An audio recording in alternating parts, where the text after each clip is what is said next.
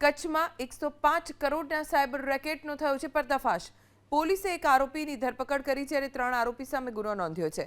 આરોપીમાં ખાનગી બેંકનો કર્મચારી પણ સામેલ છે। ખાનગી બેંકના ખાતા પર દેશભરમાંથી 40થી વધુ ફરિયાદ થઈ હતી।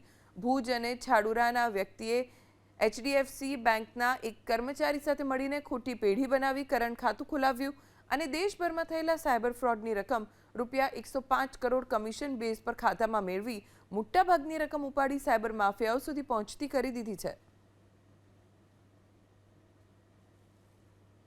આ ભાવિક જે છે એ એચડીએફસી બેંકનો કર્મચારી છે। એની તો સંડોવણી જણાઈ આવી છે ને એને તો આરોપી તરીકે લીધો જ છે। જો બેંક મેનેજરની કે બીજા કોઈ પણ કર્મચારીઓ હશે કે મ્યુલ એકાઉન્ટ જે લોકોએ આમાં સાથ આપ્યો હશે એ તમામને આમાં આવરી લેવામાં આવશે। એમની વિરુદ્ધ કાયદેસરની કાર્યવાહી કરવામાં આવશે। એટલે મીડિયાના માધ્યમ દ્વારા અમે આ જાહેર જનતાને પણ અપીલ કરીએ છીએ કે આ રીતે થોડા નાણાકીય લાભ માટે ગુનામાં ના ફસાવો, એ ખાસ ધ્યાન રાખવું।